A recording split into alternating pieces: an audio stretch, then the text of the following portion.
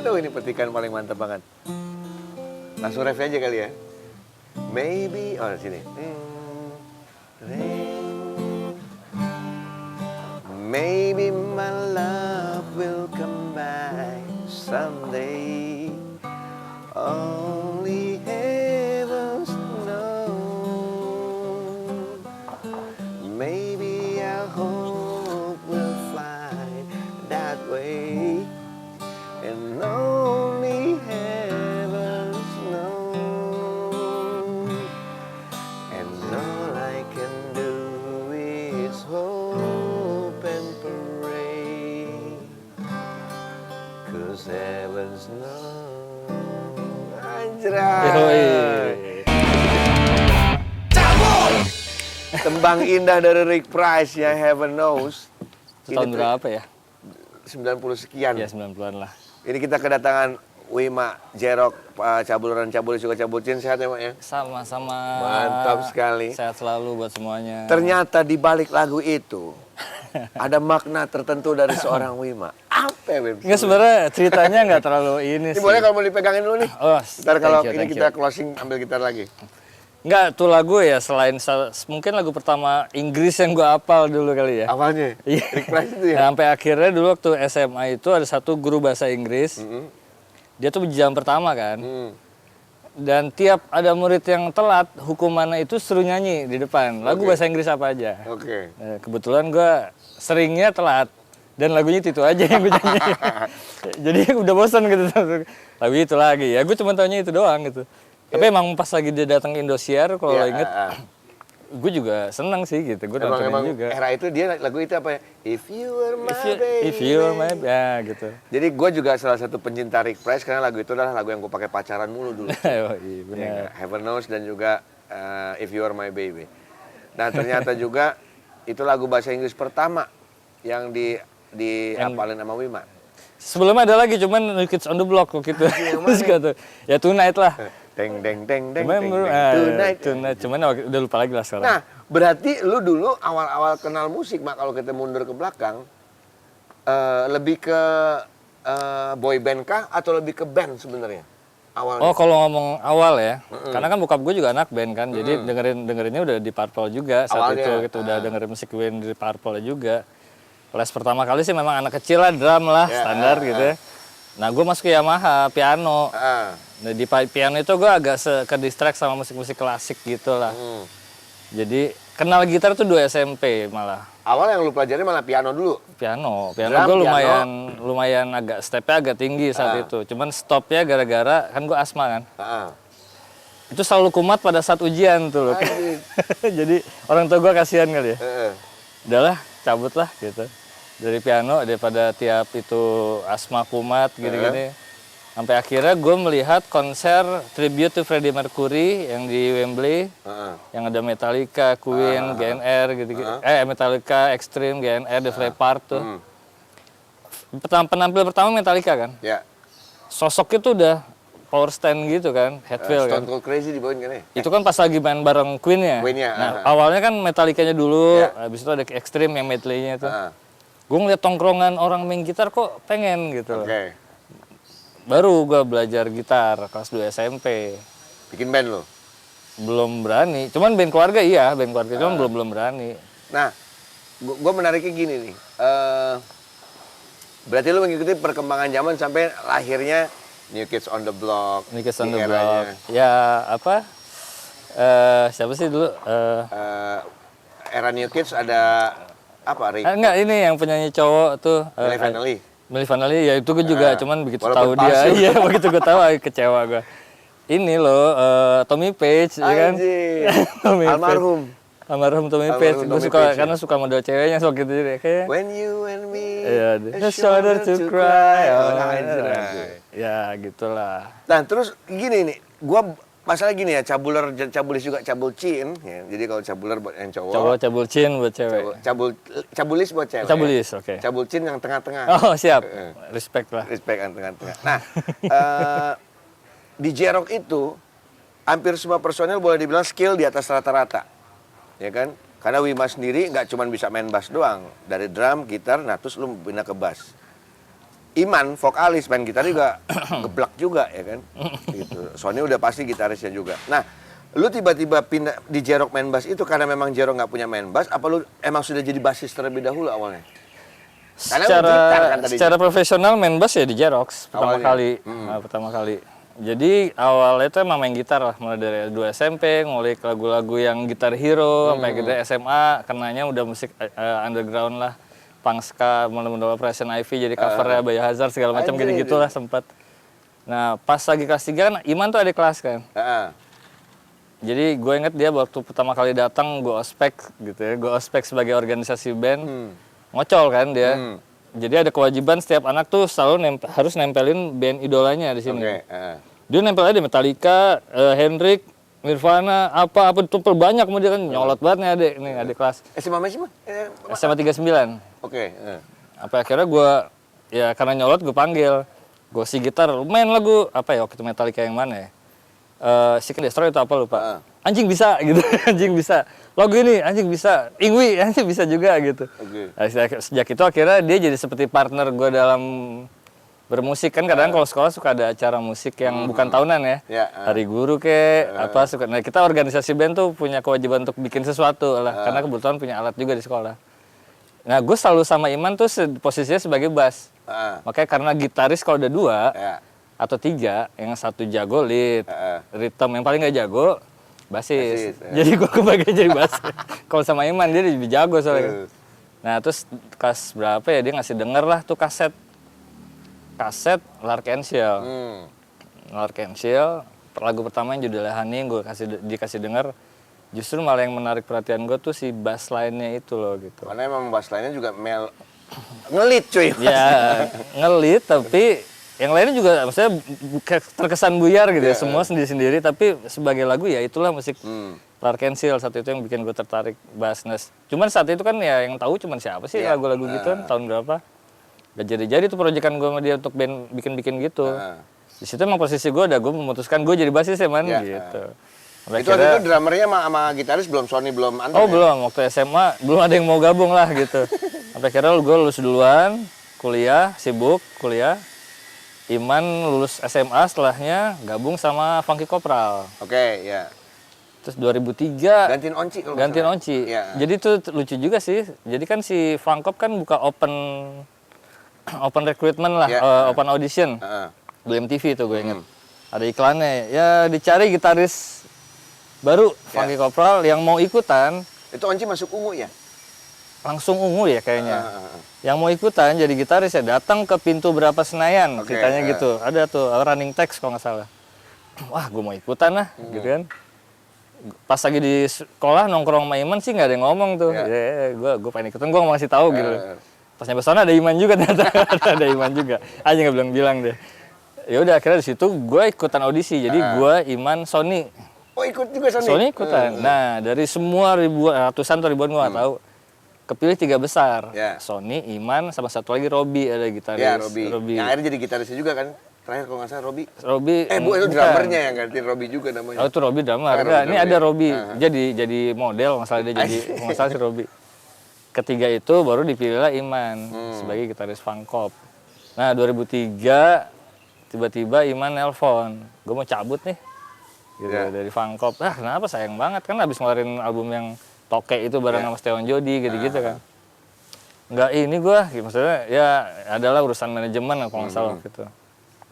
Oh ya udah, kita lanjutin project kita waktu SMA yuk gitu. Dengan yang Jepang-Jepangan itu Lark and Shell. Wah, ayo, tapi siapa yang nyanyi sama drummernya gitu loh kan. Gue kenalan sama yang suka gitar ini, gue kenal gitaris juga yang suka sama Lark and Shell waktu di audisi itu Sony maksudnya. Terus Sony minta tolong cariin lah siapa gitu drummernya gitu. Ya udah dari itu nyanyi siapa? Udah lo dulu aja deh man. Sementara lo dulu aja lah ambil nyari.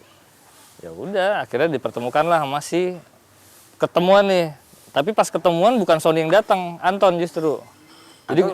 Jadi pada harusnya hari ini ketemuan nih. Gua berempat itu ya. Ternyata yang datang malah Anton. Sony nggak datang karena dia ada apalah lupa waktu itu. Kan gue sama Iman belum kenal Anton kan.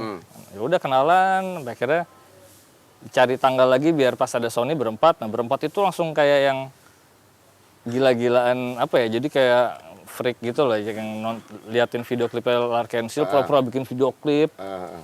Padahal ya lip sync gitu. Udah langsung dapat Vibe-nya. vibe. Dan kan gue banyak ngeband juga kan sejak SMA kan. Banyak lah band gue, sama kayak Iman ada belasan kali kayak gitu. Cabutan. Tapi pada saat gue ketemu mereka bertiga itu, kayak ngerasa gue bisa cerita ke orang tua gitu. Kalau gue punya band. Padahal belum punya lagu. Gitu. Padahal belum tahu juga manggung, belum pernah. Tapi gue bisa ngomong kayak gitu. Gue punya band, namanya Takeshi Castle. Oh, Takeshi. Awalnya itu ya? Anjing, baru tahu gue. Takeshi Castle awal. Ini sangat berat, doakan saya. Sampai akhirnya, wah namanya kayak terlalu ini deh gitu kan. Sampai akhirnya milih nama lagi. Kebetulan di studio teman ada drum, stikernya tuh stiker majalah yang Rockstar, tau nggak? Iya. Kan dulu ada band namanya Japanese Heroes. Mainin ya. lagu-lagu anime yang gitu-gitu kan. Kita Japanese Rockstar aja gitu. Ya udah Japanese Rockstar. Logo bintang itu ya? Iya, logo bintang. Gua akhirnya Japanese Rockstar. Ya udah mulai dari situ bikin demo coveran L'Arc-en-Ciel. Dan masuk ke tiba-tiba mulai semakin dikenal ketika juara di Nescafe. Iya, itu festival. Ya itu. Jadi sebenarnya posisi Sony itu udah punya band saat itu yang sedang rekaman. Tapi karena kesenangan sama si Dimas ya? Dimas Pandu. Dimas adeknya Ade Putri. Sama Apa Dimas. nama bandnya gue lupa? Kanan. Karena Dimas pacaran sama ponakan gue dulu. terus. Jadi Sony masih hitungannya ya dianggapnya ini band proyekan lah, Japanese Rockstar ini. Tiba-tiba ada iklan lah, Nescafe Get Started 2004. Ikutan yuk, gitu. Terus gue pas lihat, aduh di Bandung lagi, maksudnya nggak ada yang di Jakarta. Itu kan Bandung, Surabaya, Makassar, dan Jogja kan. Dan dari dulu emang nggak suka lah gue sama festival. Gue nggak mau gitu, gue nggak mau tapi dipaksa. Ya udahlah, test drive lah, belum pernah ini juga. Di situ pun gue juga di pendaftarannya Sony dalam kurung edisional gitu. Awalnya ya. Sony dalam edisional. Itu kan dari 300 di Bandung ke 50 besar, ke 20 besar, ke 5 besar di Bandung doang nih. Dari 5 besar kepilih 2. Jadi 2 besar, 2 diadu sama yang dari Makassar ini 4 kota jadi 8. 8 ditampilin di Teater Tanah Airku karena ada kerjasama sama Trans TV ya kalau nggak salah, Trans TV. Tampil, terus menang lagi 3 besar. 3 besar, nah itu hadiahnya tur 10 kota. Terus, udah masih dengan Japanese Rockstar waktu itu? Apa sudah J-Rock? Japanese Rockstar. J-Rockstar gue singkat. J-Rockstar. Gue singkat jadi J-Rockstar. Itu stiker. Jadi itu gue kan pas tur 10 kota nih. Yang 2 band lain tuh udah band-band lama nih ceritanya dari Jogja sama Makassar. Gue band baru. Tim gue tuh cuma gue berempat yang tur ya. Ada teman gue Larry merangkap semua sama Vina. Vina cewek kan? Lu kenal Vina nggak? Iya, temannya ponakan gue. Nah iya, sama Vina. Ya, kan gue juga minjem jaket lu. Iya. Pas lagi gue di Bandung tuh minjem jaket lu yang pakai si Sony kalau nggak salah ya. Sony sama Anton yang minjem. Iya, gue minjem jaket lu. Jadi mau konser gue nggak punya kostum yang keren. Nah dulu waiting room kostumnya tahu sendiri coy, bulu-bulu gitu-gitu kan, macan. Nah dipinjam sama Sony sama Anton pakai main. Iya bener minjem. Ya udah, akhirnya dari situ aja gue bener-bener ditempa lah. Udah gitu 2 band itu kan, yang satu genrenya pop rock lah. Jadi kalau lagi manggung kan mulai dari Medan sampai Manado tuh kan darat kan. Itu lagunya mereka Bon Jovi gitu-gitu kan. Siapa sih yang nggak tahu saat itu. Yang satu lagi hip metal band. Wah lagi tren-trennya di era itu ya. Main lebih Skateboard Linkin Park. Nah gue main lagu L'Arc-en-Ciel. Main di Medan tahun berapa itu? Tahun 2004 main lagu L'Arc-en-Ciel sama Muse awal-awal. Ya bengong lah orang. Gak ada yang nge, tapi gak ada nge. Juaranya malah lu? Malah gue. Jadi dulu jurinya siapa tuh? Nah, kalau juri itu kan mulai dari proses penyisian ada pergantian kan. Ada Benz Leo, ada JMF Sunda kalau nggak salah. Ada JMF Sunda. Tapi dari ada pihak Aquarius juga. Nah, ada Paiin, almarhum Paiin. Nah, begitu udah masuk ke yang udah tampil di TV itu, ada Emil Bias, kan dia trans dulu kan. Yang menangin gue tuh Paiin. makanya akhirnya J-Rock juga akhirnya desain sama Aquarius waktu itu ya. Desain ceritanya kan udah menang. Semua band dimintain materi sih sebenarnya. Nah, ketika desain adisionalnya Sony. Nah, itu baru ketahuan. Itu gimana? Jadi, kamu tuh edisional gitu ya kan, digapain kan. Iya, Pak. Wah, ini kalau ketahuan dari awal nggak akan dimenangin. Jadi nggak akan dimenangin. Kalau dari awal ketahuan ngeh gitu kalau itu nggak akan dimenangin. Nah, pas Sony masuk ke menang jadi J-Rock, kanannya gimana nasibnya bandnya dia? Iya itu tuh. Wah, gue di PHP-in berkali-kali bertiga sama dia. Di PHP-in tuh gini. Kan sebelum gue rekaman itu kan ada album kompilasi dulu kan sama si pemenang-pemenang itulah.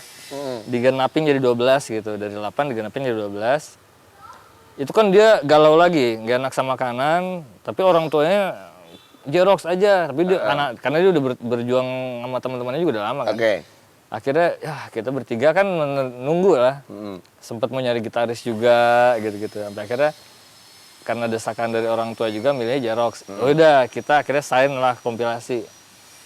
Tiba-tiba minta materi gitu-gitu. Galau lagi si Sony. Anjing udah mau full album nih masih galau lagi, PHP-in lagi. Udahlah pasrah aja, akhirnya dia memilih untuk J-Rock. Sejak itu udah sign J-Rock. Nah, berubah dari J-Rock Star menjadi J-Rock, Aquarius yang namanya. Aquarius di spellingnya biar lebih gampang lah. Jadi J-Rock. Walaupun kita juga mikir, J-Rock kan apa ya genre gitu kan. Tapi ya udahlah, akhirnya memang ada sedikit pro kontra lah gitu saat itu. Masuk featuring Prisa juga ya?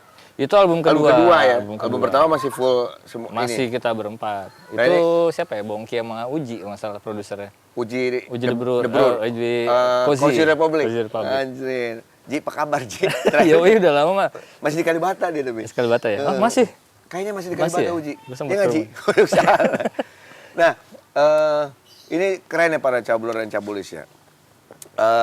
J-Rock itu di era rilisnya album pertama itu tercipta para J-Rockstar berarti akhirnya J-Rockstar jadi nama fans. Iya, penggemarnya. J-Rockstar yang akhirnya boleh dibilang di era itu di upstairs punya Jimmy kecil dengan dandanan seperti Jimmy, ya kan. Changcuters punya Ranger dengan bob kayak Aduy rambutnya, rambut Dora. Ya kan? J-Rock juga J-Rockstar menciptakan para jamet awal dulu. Rambut Jepang era hentai. Di era itu lu sampai akhirnya lu karena gini, gue menariknya gini. Setiap event besar gue sampai pernah ngomong ke Superglad waktu itu, cuy lu lihat J-Rock manggung terkonsep cuy. Sondrenalin lu dengan mengkonsepkan melempar bola-bola merah. Itu yang tahun berapa ya? Iya kan, terus dengan batik 2008. Ya, bahkan hingga sekarang fashion pun dibentuk oleh J-Rock. Itu siapa? Ide siapa, Mak? Jadi kalau ngomong fashion, kita udah peduli dengan fashion dan makeup tuh sebenarnya udah dari pas festival sebenarnya. Bahkan dari yang sebelum ini ya, dari 300-an itu kan di bawah batu ada studio tuh. Ya kan kita kebagiannya nomor berapa kan dapetnya undingannya di sana. Datang dari jam berapa, masuk studio jam berapa, udah gelap gitu kan. Itu kita udah setelan, make up ya udah dempak lah, sampai akhirnya ya udah hilang lah minyak doang gitu. Sampai akhirnya itu kan diliput sama Trans tuh. Begitu udah yang di N-High, yang udah 20 besar tuh di N-High. Wah tuh kalau gue liat videonya lagi, kalau ada, untung nggak ada ya, untung di YouTube nggak ada. Itu udah, wah gila. Dan pas itu, wah kalau ngeliat fotonya Iman ya. Celana sih kulit tetap, celana kulit. Tapi setelan dari sini sampai sini tuh baju cewek, rok. Pakai wig ya, bando. Pakai wig, makeup cewek. Terus Sony pakai jaket putih. Yang punya gue yang bulu. Nggak pakai daleman ya, nggak pakai daleman. Kulit ular loh itu? Iya. Kulit ular terus bulu. Terus Anton itu pakai loreng. Celana itu yang kebelah dari sini. Tapi pakai celana basket jadi nggak kontras banget lah. Kalau lagi main drum kelihatan celana basket nggak enak banget lah gitu. Kalau gue pakai baju nyokap yang ada korsetnya di sini, ada korset. Rambut gue merah. Sejak itu pertama kali gue rambut merah tuh.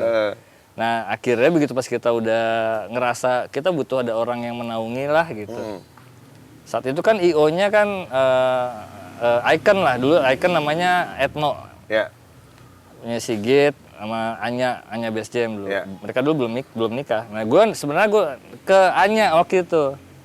Nya manajerin kita dong gitu. Sampai akhirnya hanya bilang sama Sigit aja. Ya udahlah. Nah dari situ akhirnya sebagai manajemen mereka yang mikirin konsep kita secara itu gitu. Gue sama Sigit sempat ikut bikin PH-PH-an juga tuh. Bikin itu Ngguyu Project. Ngguyu Sama YouTube juga. Oh, iya. YouTube-YouTubean juga sama Sigit. Apa kabar, Git? Nah, Bali deh kayaknya. iya. Nah, terus menariknya gini nih. Wim. Jadi pas ketika sudah terbentuk image J-Rock as a Japanese band style ya. Sebagai kayak gitu. Terus lu sudah menciptakan si para J-Rockstar yang ngikutin eranya lu di era itu. Buat gue tuh satu hal yang edan banget sih. Dan apa ya, boleh dibilang semua konsep-konsep panggung pun tertata dengan baik J-Rock waktu itu. Bahkan jadi kayak beberapa band ngelihat konser lu tuh anjing keren banget nih cuy gitu. Nah lu sendiri mengkonsepkan si yang tadi itu udah lu ceritain, tapi kalau untuk panggung, besok manggung kita gini yuk, besok manggung kita gini. Lu nonton band-band Jepang dulu kah? Ya itu balik lagi ke idola sih ya. Yang kita idolakan gitu kan. Bermimpinya seperti itu gitu. Dan sampai akhirnya sampai ke aransemen gitu. Opening tuh harus beda lah gitu. Opening tuh jangan lagu pertama itu terus, tapi bridgingnya apa sebelum ke situ. Pada saat dibilang J-Rocks, sebelum ada video ini ya, sebelum ada opening video ya. Opening video kita kan sebelum ada kita bikin visual gitu ya kita aransemen. Apalah kick dulu, ganti-ganti lah. Sampai akhirnya itu bisa jadi tabungan kalau bikin lagu sebenarnya gitu. Manajemen di situ waktu itu gini juga. J-Rocks itu Fajar kan? Fajar ya, Fajar. Sigit ngajak Fajar. Ya. Fajar ini adalah kakak adiknya almarhum Indra Safera ya? Adiknya Indra Safera. Mungkin generasi milenial nggak ada yang tahu Indra Safera kayak. Lu googling aja ya. Salah satu entertainer terhebat di eranya Indra Safera. Nah Fajar ini megang J-Rock. Dulu itu gosipnya, gue nggak tahu bener apa nggak. Apakah Fajar yang membuat konsep-konsep ini atau dari J-Rock sendiri yang buat? Karena waktu itu sempat bilang, gila si Fajar megang J-Rock sampai segininya gitu. Omongan di komunitas ya. Apakah Fajar yang membuat J-Rock dengan konsep begini atau sebenarnya J-Rock sendiri tapi dieksekusi sama manajemen apa gimana? Jadi kalau selain Fajar kan ada Sigit dan Anya kan. Jadi ada sisi ceweknya lah. Anya sebagai ngomongin fashion apa. Dan dari kitanya juga. Cuman kita dulu itu emang effortnya itu ialah pertama makeup artist. Harus ada dulu tuh di Raiders tuh makeup artist. Jarang-jarang itu Raiders band ya ada makeup artist loh dulu. Terus sama setiap manggung di TV harus berkonsep mah ya harus. Kan awalnya kan kita kan belanja bareng kan. Belanja bareng ke mana lah, ke PIM, misal ke PIM gitu. Nyari barang masih Anya sama Vina juga waktu itu. Sampai akhirnya nge-hire desainer akhirnya. Jadi desainer, misalnya temanya Piala Dunia gitu. Desainer yang bikin, entah cuman kaos doang dilabelin gambarnya pemain atau apa, tapi berempat itu setema. Jadi itu dari obrolan dari manajemen sama kita juga sih. Nah ini menariknya ngomong-ngomong soal desainer, kemarin pas bulan puasa, gue sempat diajak, suatu kehormatan diajak sama J-Rocks untuk ikut berkolaborasi di acara Dompet Duafa. Oh iya. Dia punya ini aja, dia punya koko. Beda dengan koko-koko yang ada di Tanah Abang. Baju koko yang dipakai oleh J-Rock itu didesain oleh desainer. Iya, itu AB dari AB. Itu memang baju koko pun lu pikirkan gitu untuk. Jadi memang karena mungkin si Dompet Duafa melihat J-Rock juga kayaknya fashion itu yang penting juga kan ya. Dan mereka akhirnya nggak mereka yang ini sih akhirnya. Tapi kita kerja sama desainer kok tentang ininya, tentang ya udah ini dikasih lihat dulu contoh-contohnya. Oh ya udah gitu. Kita sih seneng aja. Nah ini waktu gua sama lu nih, gua di Dompet Duafa. Sony sama Sony ya. Iya. Saat baju kokonya mereka dengan desainer, baju koko gua versi Tanah Abang. Di sini lah. Ini menarik ini di sini waktu gua kolaborasi dengan J-Rocks membawakan Lepaskan Diriku. Itu buat gue pengalaman gue sih bisa nyanyi bareng J-Rocks walaupun di bawah komen-komennya banyak nanya dari mulai kok gitar bulu kagak nyala gini segala macam. Kenapa tuh? Jadi begini ceritanya biar gue lu kagak nanya lagi ya. Pada saat itu harusnya gue nyanyi doang, mati gaya gue cuy, biasa megang gitar sambil nyanyi, ini gue megang mic doang. cuy ada gitar yang nggak kepake nggak? Bohong-bohongan aja deh. Bohong-bohongan di situ. Gue jadi supaya gue kagak mati gaya aman gitu. Nah, di tahun 21 Juli, 15 tahun yang lalu, ini tanggal 21 Juli, 15 tahun, J-Rockstar Indonesia ya. Iya. Umurnya. Tahun ya. Ini ngeband udah sampai boleh dibilang belasan tahun. Tahun ini 18 berarti ya. Tahun ini 18. Yang lu ngerasa kayak aduh, ada kejenuhan kah atau ada hal capek yang lu rasain sama temen? Buntu dalam berkarya mungkin apa gimana? Kalau buntu dalam berkarya adalah pasti momennya pasti ada ya. Terlebih lagi sekarang gitu ya, masa-masa sekarang gitu. Ya ada pasti ada semangatnya tuh agak gini pasti Ya. ada. Nggak manggung cok gitu kan, Ya. gimana sih kita kebiasaan manggung tiba-tiba nggak manggung, tiba-tiba kita nggak ke bandara, tiba-tiba kita nggak breakfast di hotel gitu. Banyak hal-hal, jadi hal-hal kecil tuh jadi semakin gila ya, dulu bisa gini, kangen gitu. Terus sampai akhirnya gue ngerasa juga ngeliatin J-Rockstar gitu.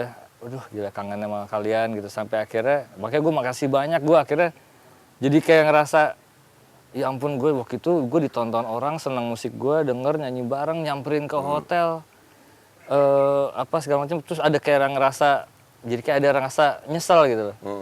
Anjir saat itu gue kenapa ya, ada beberapa momen mungkin yang gue mungkin nggak nyamperin, ke backstage mungkin gue nggak bisa berlama-lama ngobrol ya.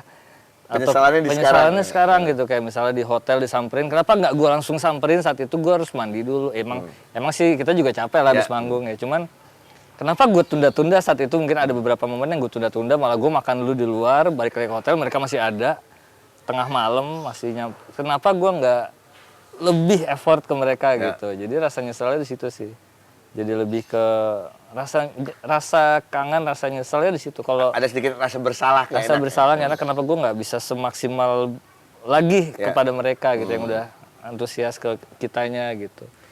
Nah, paling lama berapa kota waktu itu J-Rock sempet tur? Kalau zaman gua itu sih sebenarnya gua nggak sebanyak Dewa Gigi kali ya, kotanya banyak. Pernah ya. tur panjang soalnya kan? Pernah tur panjang, cuman karena waktu itu mungkin karena si brand rokok itu udah mulai pada bikin. Ya. Jadi kadang-kadang tuh seminggu tuh nggak yang ini, nggak yang. Jadi kadang-kadang ini weekend ini sama ini, weekend ini, jadi kebelah-belah kayak kebelah-belah. Tapi kalau yang benar-benar nggak pulang ada yang sih, sehari langsung 2 panggung apa gimana? 3. Anjir, 3 pernah. 3 panggung. Gimana ngebagi lu? 3 pernah. Jadi krunya kebagi 2. Gue minjem kru lain gitu. Minjem kru lain, minjem ayam. Maksudnya standby alatnya udah di sini manggung, sana setting. Di sini manggung, sana setting lagi gitu. Pernah. Tapi satu kota sih waktu itu. Tepatnya 3 kali main cuy. Tetap. Jadi iya, yang tegang itu waktu ada juga ini cuma 2 kali sih. Main di Bekasi siang, malamnya di Sukabumi. Jalur Sukabumi kan belum ada tol tuh. Ya, berarti lewat apa? Iya, masih lewat Lido gitu-gitulah sebelumnya. Lido. Gitu. Itu kan macet kan dulu. Itu gue menyewa patwal tuh, wah gila tuh, antara ngerasanya kayak hidup dan mati. Karena gila-gilaan banget itu ininya tuh. Dan di sana udah harus main. Iya, harus main. Gue nggak ada cek sound, cek lain doang. Gitu. Itu kangen juga kayak gitu-gitu, tegangnya gitu loh. Paling segitu sih. Cabul dan Cabulis ya. Wima juga salah satu. Lu di endorse sama apa, Bas? Sekarang Mas Sayer. Itu luar kan? Sayer ya. Ya. Salah satu basis yang di endorse oleh produk bass luar. Itu lu bisa kerja sama Mas Sayer gimana awalnya, Man? Dari Dencas sih. Oke, si Peler. Iya, Mas Dencas itu ngontak gua. Wima udah di endorse sama Bass lagi nggak sekarang? Nggak, gitu. Gue lagi dia didatengin sama Mas Teguh, ada dari Sayer. Dia lagi nyari ceritanya, lagi nyari siapa gitu. Lo mau dateng nggak ke studionya si Resa, Enda Resa? Oh ya, Resa juga pakai Sayer ya? Mau ke tempat studionya Resa nggak? Yaudah gue kesana, dari situ ada gue, ada Iman, ada anak The Massive juga si siapa sih, Rama sama si Kiki.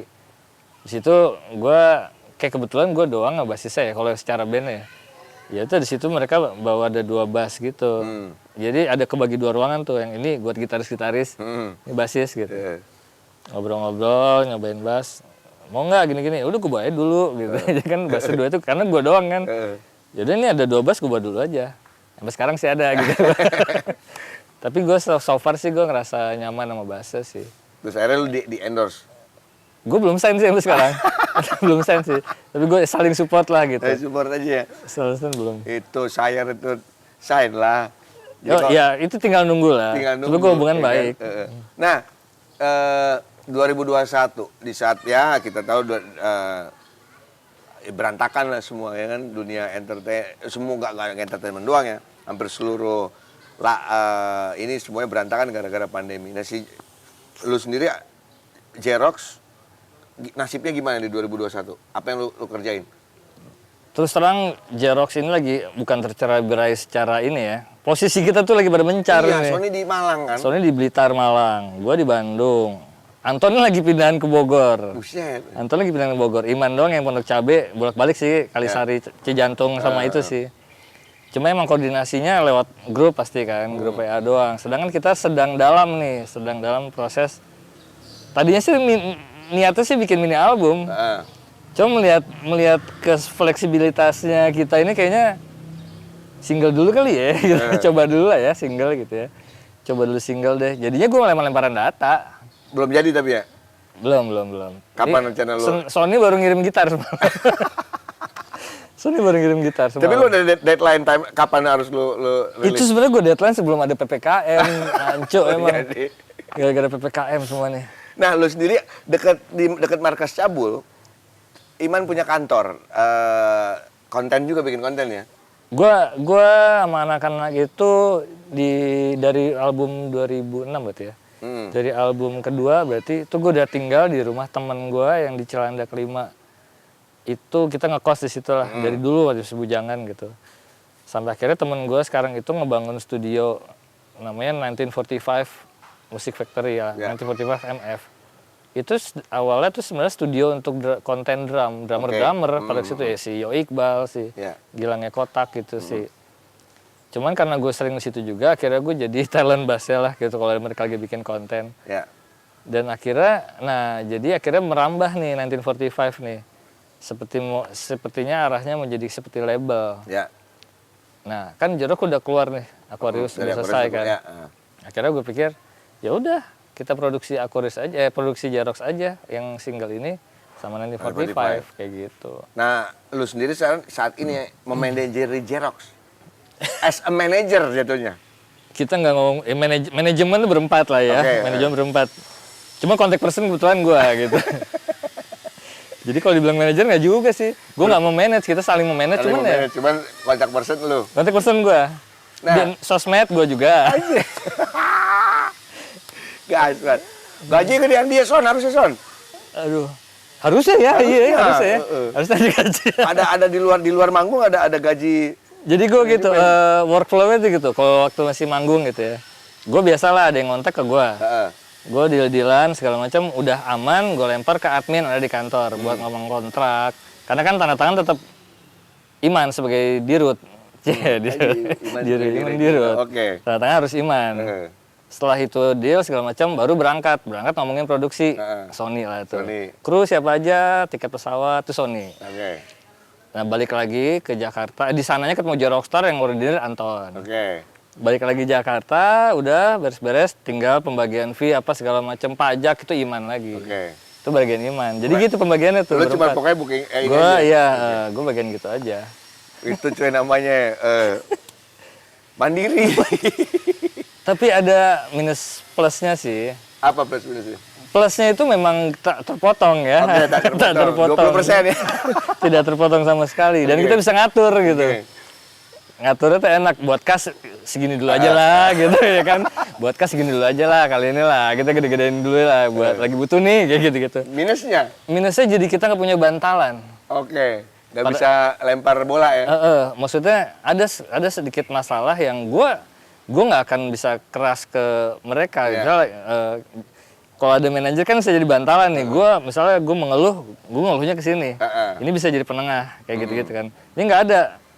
Akhirnya ya jadinya kadang-kadang suka bingung ada masalah akhirnya ya diomonginnya nggak terlalu frontal gitu loh. Jadi akhirnya jadi kurang ada. Dan kita kekurangannya ialah gue berempat kan bukan tipikal orang yang suka berkelana. Harusnya kan manajer itu kan Ya, orang lapangan. ya apa istilahnya ya, ya inilah bergaul lah ke beberapa Networking dan segala macam. networking atau ada ya entertain lah gitu. Ngapain kayak jalan sana biar ada mukanya Jarot. Nah kita berempat tuh nggak ada yang gitu.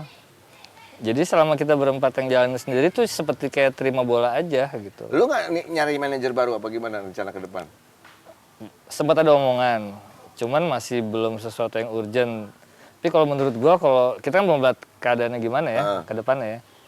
Tapi kalau keadaannya ke depan kita udah benar-benar udah harus lagi bergerak cepat, harusnya sih ada.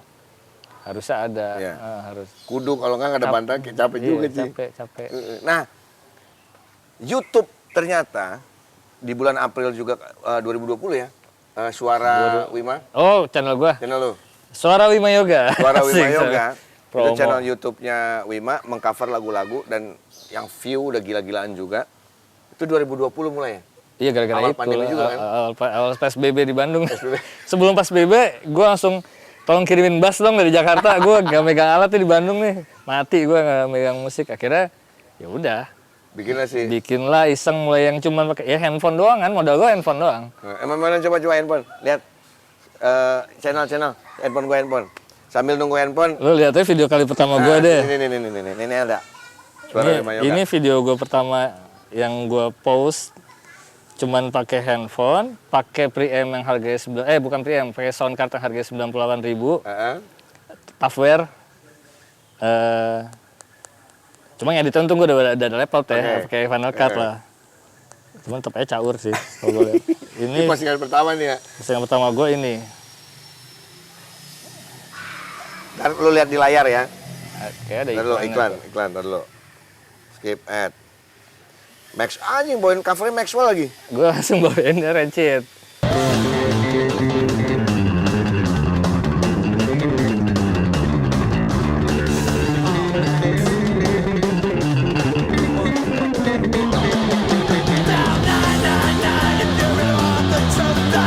Ya udah gitu doang, modal kita taruh vlog main, dah upload. 49 ribu loh subscribernya. Anjay. Nah akhirnya jadi dari YouTube ini akhirnya gue nge-cover kan nggak cuman ya Jepang terus. Akhirnya gue bisa mainin musik-musik yang emang sebenarnya gue suka. Sampai Dead Squad juga gue main. Dead Squad gue mainin. Karena dulu juga sebelum terciptanya Jarot, tadi dia jadi cerita sampai Biohazard di cover cuy. Jadi gue punya band, nah, ada yang emang cover Biohazard, ada yang cover Operation Ivy, ada yang cover Naif juga gitu waktu SMA. Kalau ngomong soal Biohazard, sang vokalis lamanya Evan Sensfield adalah seorang bintang porno yang akhirnya menikahi Tara Patrick yang juga seorang bintang porno. Ya, itu Evan Sensfield. Kalau lo cari di situs porno, cari adalah Spider J. Ya, namanya Evan Sensfield diganti menjadi Spider J. Informasi buat lo. Oke, informasi juga buat lo. 2008 coy, anjay, akhirnya. Ini gua seumur hidup satu-satunya. Satu hal yang sebenarnya dua hal sebenarnya yang pengen gua lakukan sebelum gua meninggal ya, adalah datang ke CBGB. Oke, CBGB. Walaupun akhirnya udah tutup juga CBGB-nya. Nggak kesampean. Satu lagi yang belum kesampean adalah nyebrang di zebra cross-nya Abbey Road. Ya kan, di mana The Beatles melakukan hal itu yang nggak sengaja menjadi satu ikonik banget lah. Satu momen sedunia pengen nyebrang di Abbey Road yang sebenarnya hanya zebra cross doang. Bahkan Sepultura di video klip Inner Self melakukan plesetan untuk nyebrang di Abbey Road. Itu persimpangan paling bahaya loh di London. Padahal tuh. Ya. Oh, banyak yang ketabrak. Pas gue rekaman di sana tuh ada yang ketabrak. Gara-gara cuma mau nyebrang dong di sini. Jadi ya gitu ntar kita ceritakan lah. Ini ya 2008 rekaman di Abbey Road. Ini awal cerita lu bisa rekaman di sini gimana, Man? Soundrenalin. Oh, untuk main di Abbey Road. Lu doang yang kepilih ya? Jadi kan 2007 itu Soundrenalin kayak bikin rewarding kan. Untuk setiap performernya ada sebuah reward yang band yang bisa memberikan konsep sesuai konsep yang diingin. Ya, gue nggak tahu jurinya siapa juga sih saat itu. Mungkin Adip juga kali atau siapa gitu. Ada waktu itu Mas Adip ikut juga sih gitu. Dan orang-orang Sampurna mungkin gitu. 2007 itu hadiahnya itu nonton The Police di Paris. Yang dapat Niji. Saat itu gue belum terlalu gimana. Nah pas lagi 2008 kan preskonnya di Senayan tuh. Diumumkan lah hadiahnya ialah rekaman di Abbey Road. Anjing siapa yang nggak pengen. Slang, Dewa, Padi ya kan. Niji, semua juga pada pengen lah. Gue Jerox doang kasarnya gitu. Tapi kita tetap harus bikin konsep, nggak mungkin. Ya udah, budget kita tuh waktu itu 40 juta. Kita pakai buat produksi semua. Okay. Lu bikin apa sih konsepnya waktu itu? Gue yang batik bukan ya? Iya, konsep gue dulu Save Our Music and Culture. Kan lagi zaman-zamannya musik-musik diklaim tuh. Ya. Rasa sayangnya atau apa gitu lagi banyak yang diklaim. Gue ngangkatnya itu. Tapi gue mengandalkan engagement dengan penonton waktu itu. Karena kan gue mainnya belum ada lighting siang. Iya. Nggak bisa ngandelin lighting dong. Atau visual apa gue belum bisa ngandelin. Akhirnya gue ngontak waktu kan 2 kota tuh, Malang, Jogja. Yang Prambanan, yang Jogja. Yang di Malang itu gue ngehubungin sekolah-sekolah sana. Minta kayak ada penari-penari aja. Penari-penari ya anak SMA, penari. Pakai baju daerah, joget-joget doang gitu. Ada itu. Terus gue bikin bendera-bendera kecil, gue bagiin penonton. Kayak gitu gimmick-gimmick ya. Terus gue bikin spanduk gede banget, Save Our Music and Culture. Itu yang di Malang. Baju gue masih stylenya belum batik. Ya. Masih merah, masih putih-putih tapi ada bendera lah, Indonesia lah gitu. Nah pas di Jogja, gue baru mulai pakai batik tuh. Pakai batik, gue ada lagu-lagu Jerox yang gue ubah menjadi ada tradisionalnya. Ada pemain kendangnya juga, gue ajak ke sana. Terus sama satu lagi, gue juga nggak nyangka nih momen ini jadi momen, sepertinya momen penentu. Kalau waktu itu Adit bilang itu kayak momen penentu. Jadi gue niatnya sih cuma pengen ngibarin bendera merah putih. Ya. Tapi karena waktu itu benderanya gede, akhirnya mikirnya yaudah taruh di FOH aja nanti lagu terakhir kita setel lagu Indonesia Pusaka, ya kan? Bener, kita manggung selesai kan kita mau bowing kan. Nah pas kita mau bowing lagu Indonesia Pusaka, bendera merah putih dikibarin di FOH. Set, kita berempat refleks lah. Hormat. Set, penontonnya balik badan semua, ngebelakangin kita semua tuh, hormat semua. Momen itu katanya yang bikin jadi Jerox itu kepilih gitu. Keren sih tapi itu konsepnya, anjing. Jadi ada 5 besar kalau nggak salah. Jerox, Niji, Sam Loco keren juga. Padi sama satu lagi lupa gue siapa. Itu yang 5 besar konsep. Riff yang ngumpulin sampah itu ya? Riff. Yang sangar mah ini Java Jive. Dia ngapain ya Java Jive? Jadi wayang orang. Anjir, Kang Nui itu jadi wayang orang. Seingat gue jadi wayang orang. Karena kan itu udah datang tuh. Mereka mainnya lebih siang lagi kan. Wih pakai wayang orang lo gila. Kebayang kan Prambanan jam segitu. Pakai betot kaca lo. Iya lo gila manggung. Kosan Loko nih bikin kayak kerangkeng besi tuh si Iwan sama si Gilbertnya. Terus dia ada pidato Pak Karno, dia ngibarin bendera di tengah, di lidah kalau dia. Ada tiang ngibarin bendera gitu. Wah keren-keren deh. Itu yang diuntungin penonton itu. Ditonton oleh... Karena penontonnya jadi habis ini apa lagi nih konsep pasti gitu kan. Wah Niji apalagi keren banget gitu. Terus udah deh, pas lagi pengumumannya malamnya di Jogja tuh, lupa gue klubnya di mana. Gue sama Iman gak ikut, lagi tidur. Anton sama Sony yang berangkat. Tiba-tiba gue lagi tidur sama Iman, digedor lah pintu. Sama makeup artis gue. Duh, mas, menang mas, menang gitu. Kebangun gue, menang apa? Itu menang, Jerox menang. Saya bener loh, gue langsung cabut taksi karena gue udah nggak, mobil panitia udah pernah nggak tahu lah, gue taksi ke sana, bener menang. Itu juga Anton sana lagi santai-santai, Jerox masuk, oh iya, menang. Ya udah PR-nya ya udah, terus bikin apa gitu kan PR. Abbey Road lah lo. Ya akhirnya itu hadiahnya ya rekaman di Abbey Road. Itu gimana studinya sih? Secara arsitekturalnya kan gue di Studio 3 ya. Kalau ngomong Studio 3 sih sebenarnya karena gue udah kebiasaan di Aquarius ya. Arsiteknya hampir sama, orangnya sama yang bikin ternyata. Tapi kalau ngomong Studio 2-nya itu legend sih emang yang si Beatles di situ. Masih ada piano yang dimainin si John Lennon yang Lady Madonna masih ada pianonya. Terus tangga yang legendnya dia tuh di situ masih ada di situ. Kalau Studio 1 kan emang biasa buat orkestra kayak Star Wars apa. Itu kan ketat banget ya. Maksudnya gak sembarangan orang bisa masuk kalau lagi nggak ada jadwal gitu. Jadi ya gue disamperin orang KBRI mulu. Kapan lagi bisa masuk kan kalau gitu. Dikirimin makanan, seru gitu. Aji mumpung juga KBRI sekalian foto di Abbey Road ya. Dan itu kan gue ada manggung juga kan di London. Nyari job lah. Akhirnya minta colongan nyari job sama orang KBRI. Dapat lah gue manggung di situ. Cuma kan nggak bawa alat. Kalau gue sih bawa bass doang ya.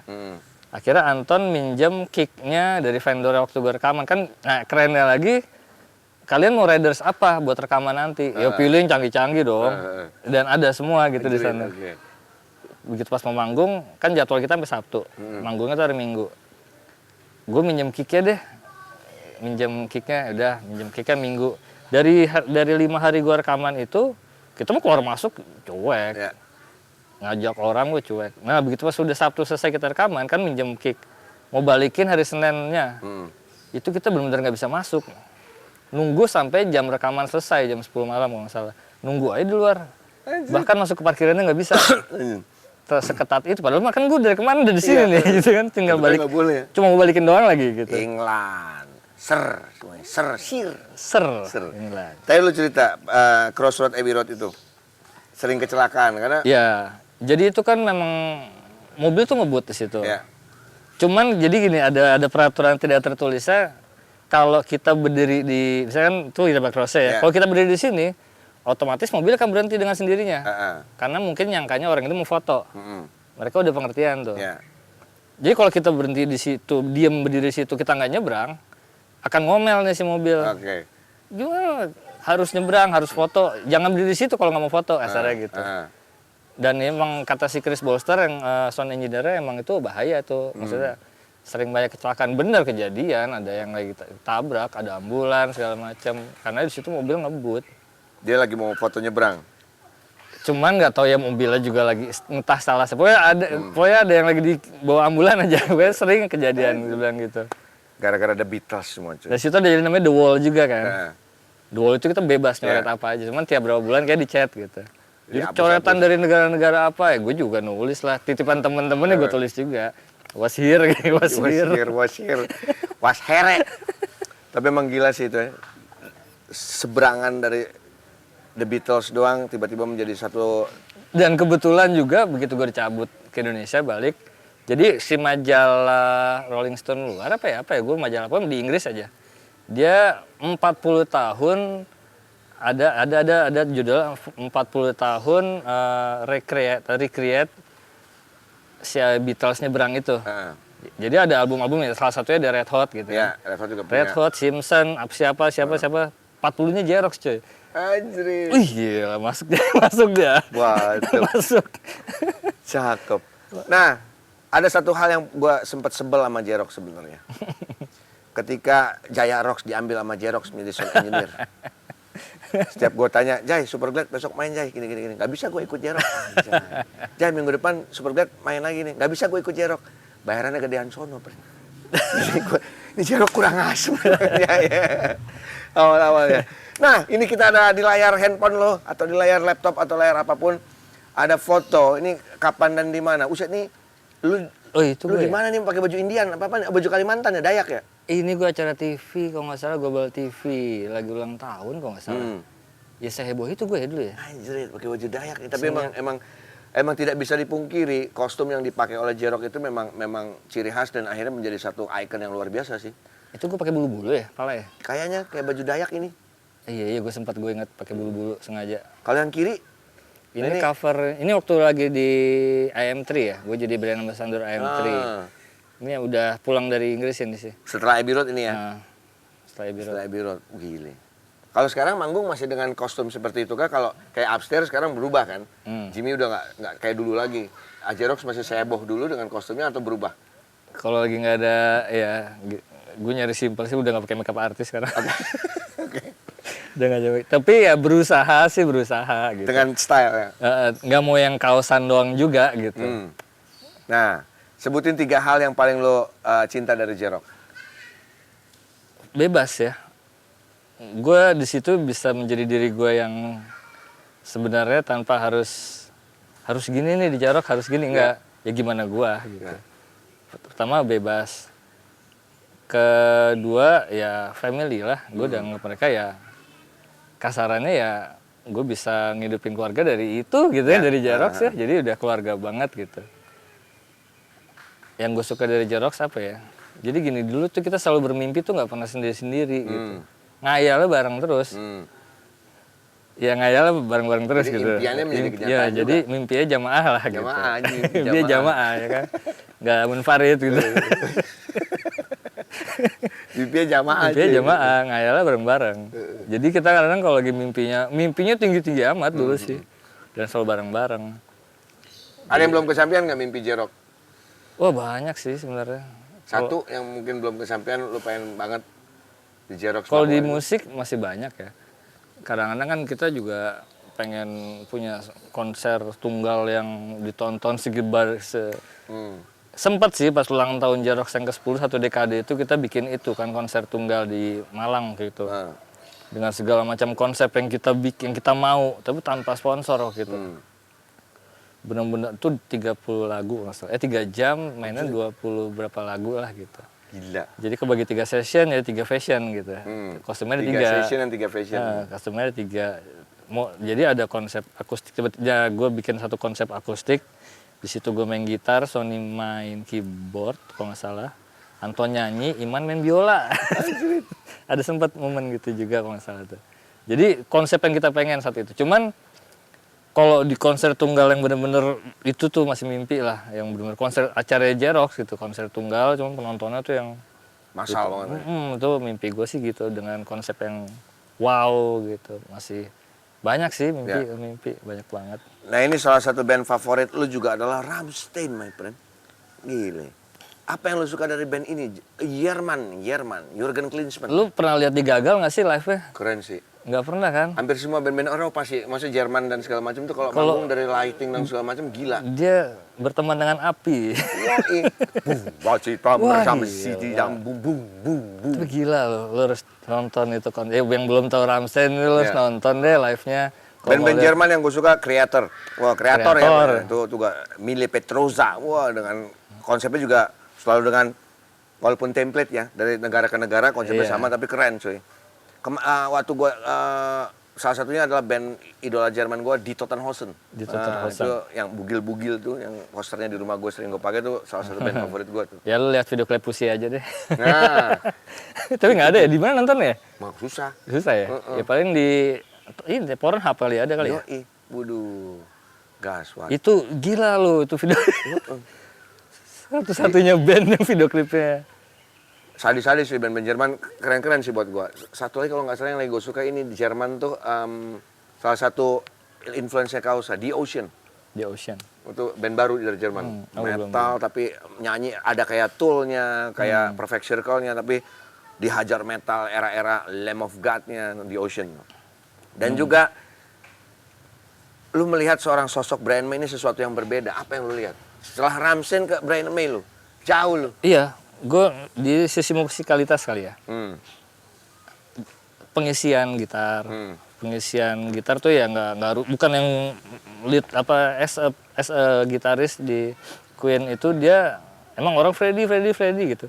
Cuman Brian May itu nyawanya juga gitu dan dia wah gila itu apa ya Brian May itu ya kalau di sini Andra kali ya. Bendingannya nggak pernah miss gitu. Pas. Bendingannya tuh note-nya tuh pas gitu. Walaupun nggak seret ya. Enggak. Walaupun nggak seret tapi enak. Kan bending kan ya itu kan bisa nggak ngecun selalu gitu. Dan gue bilang jago gitaris yang bisa bikin isian gitar leadnya itu sesuatu yang memorable gitu. Ya, tematiknya dapat. Kedengeran. Itulah Brian May. Dan dia kan manggung gitar satu gitu. Itu terus yang dipakai. Mereknya apaan sih gitarnya dia? Itu kan awal custom bapaknya waktu itu kan dari bapaknya kalau nggak salah. Cuma gue nggak tahu namanya apa. Akhirnya di sekolah kerja sama apa gue kurang tahu. Tapi gitarnya itu aja. Iya. Dan dirilis sama High-End Gitar, High-End, Ahmad Dhani punya tuh. Lord of the Ring coy, ini bentar lagi kita maghrib, jadi kita akan mempercepat ya. Lord of the Ring, ini film favoritnya Wima. Kenapa Lord of the Ring? Lu suka banget?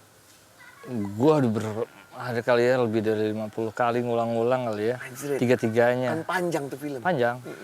Gue emang telat pada saat dia rilis di bioskop di Indonesia tuh gue nggak tertarik. Kedua, nggak juga nonton di bioskop, tapi gue nonton di komputer akhirnya yang pertama dulu. Set anjing. Kedua, yang tiga belum tayang kan. Itu sambil nunggu 1, 2 terus-terusan tuh gue ulang. Atau gue suka aja. Emang kalau udah suka susah cuy? Susah, apa yang gue suka? Ya semuanya, cast-nya, dialognya, settingnya, Sama semua kalau sih. kita udah suka sama cewek, mau kata dia berubah kayak gimana, tetap kita suka. Contohnya Winona Ryder, Pen. Wah, iya. Walaupun sekarang bentuknya Udah beda sih. beda, tapi masih cakep aja. Ya di Terakhir Stranger Things sih dia masih MILF, cuy. MILF banget. Iya, nggak? Nah ini, apa yang lu lihat dari Winona Ryder? Kalau ngeliat dia, gue suka senyum sendiri gitu. Suka Film senyum. favorit lu, film apa yang lu suka? Gua Reality Bites. Kalau Reality Bites, gue malah pas lagi di film Dracula, gue nggak tahu. Wah, di jadi Dracula Bram tuh, Stoker ya? Bram apa Stoker. ya, dapat klasiknya, dapat apanya gitu. Yoi, the best. Nah, apakah istrinya seperti Winona Ryder juga? Lo ngeliat istri lo senyum terus apa gimana? Iya, salah satunya mungkin itu ya. Salah satu mungkin itu. Lu kenal sama Nyonya di mana, Mak, waktu itu? Dia bintang video klip Cobalah Kau Mengertinya Jerox. Anak band. Cinlok. Anak band lah. Cinlok ternyata. Gitu, akhirnya dari situ kenalan sampai nikah akhirnya. Sampai nikah. Nah. Itu juga ceritanya juga bukan gue yang deketin dia sebenarnya. Siapa? Anton yang pura-pura jadi gue, Heeh. SMS-an sama dia jadi gue. Oke. Biar gue, karena gue kan cupu gue kan, soal gitu-gitu cupu gue. Gue bilang suka-suka doang, tapi males ah gitu. Oh, dia Gitu. Anton kompor nih ya? Anton gemes kali. Akhirnya dia pakai handphonenya ngaku jadi gue, SMS-an tuh seminggu sama dia. Setelah udah truk, menurut gue, nih, lo lanjutin. Wah, udah panjang nih. Bini lu pas tau gimana? Iya. Oh, selama ini bukan lo ternyata gitu. Sampai gitulah. Gas, Pak. Jadi Anton dapat masjid kayak di surga dia. Ini terakhir nih. Wis, buah hati udah umur berapa, Mak? Sekarang? Sekarang 12 kali ya tahun ini. 12. 11. Makanya dia belum bisa vaksin nih. Tanggung Oh banget. iya, tanggung ya? Heeh, Nah ini, 11. dan di Bandung sekarang lu tinggal ya? Di Bandung. Tinggal di Di Bandung. Bandung. Karena gue ingat banget waktu gue nikah yang... Oh, gue datang ya. Iya, nikah yang sama yang itu. Yang itu. Pisah. Wima datang. Gitu. Itu, ya begitu deh, udah nggak usah dibahas. Tapi kita ngebahas ini dulu. Arti keluarga buat lo. Wah, segalanya sih. Bener-bener segalanya.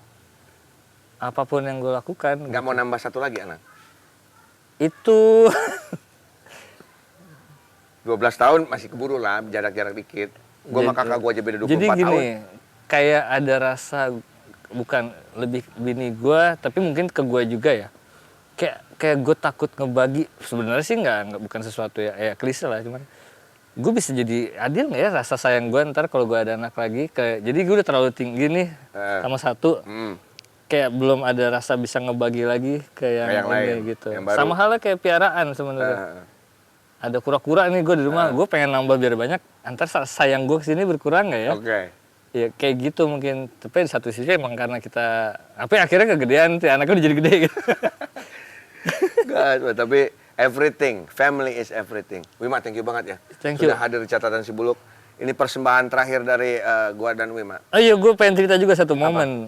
Dulu gue SMA, gue nonton Waiting Room di M Club. Anjray. Gue inget momen lu buka baju, lu teriak Brotherhood kalau nggak salah gitu. Iya. Orang pada ngeludah ke muka lo, inget nggak sih itu? Iya. Tahun berapa ya? 90-an. Di situ gue mati rasa tangan kanan gue tuh. Kenapa emang? Karena pada saat lagi heboh-hebohnya moshpit, lampunya gitu-gitu, tap, dengang. Tuh gue langsung minggir, diam. Tuh sama gue inget banget ya, nonton Waiting Room tuh. Dulu muka gua penuh ludah kayak black. Anjing gue bilang, Persaudaraan, Brotherhood. Anjing reaksi itu gue inget banget tuh. Gas, Pak. Iya, kita mau ngucapin terima kasih juga. Iya, ngomong-ngomong ini juga Jerok Iya. rilis pot ya. Iya, kita Bisa yang didapat ngeluarin. di mana? Di Vape Store lah, Vape Vape Store. Store. Ada Tokped juga Tokped bisa juga ada lah, lah. Tokped cari aja. Lucu ada pot dari Jerok terbaru. Yoi. Liquid belum bikin ya? Belum. Thank you juga untuk Safar. Mas Ari, thank you banget. Yang coklat sama yang hitam, yang size M ya, tolong kirim lagi ya. Safar, thank you, love you. Keren, enak dipakai cuy. Gue kayak anak gaul zaman sekarang ini. Gitar, lagu terakhir yang akan kita persembahkan. Oh iya, gue juga mau ngasih sesuatu. Hadiah, kita nggak bisa ngasih apa-apa dari tim Catatan Sibuluk. Ada tote bag dan juga t-shirt. Oh, thank you so much. Never Terima mind the kasih. Buluks. Yoi, bukan bolok ya. Never mind the Buluk tapi ini. Keren. Thank you. Wima, thank you banget. Ini yang main dia aja, yang punya lagu. Oh, Gua nyanyi kita doang. main lagi. Lirik. Handphone. Gue takut salah liriknya.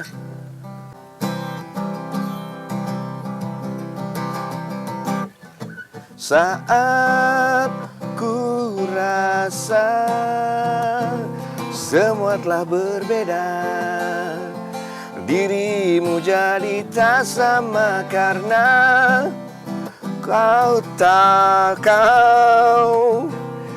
inginkan aku untuk menjadi yang sempurna, tapi ku tahu ku tak bisa menjadi yang kau pinta. Terlalu lama terjebak dengan tinggi juga ya dirimu. Kini ku ingin pergi darimu, takkan ada yang bisa menahanku lagi, karena ku tahu dirimu tak seperti dulu lagi. Sudahlah, sudah, lepaskan diriku. Thank you. Sampai ketemu di catatan si Buluk. Thank you, Ima. Thank you.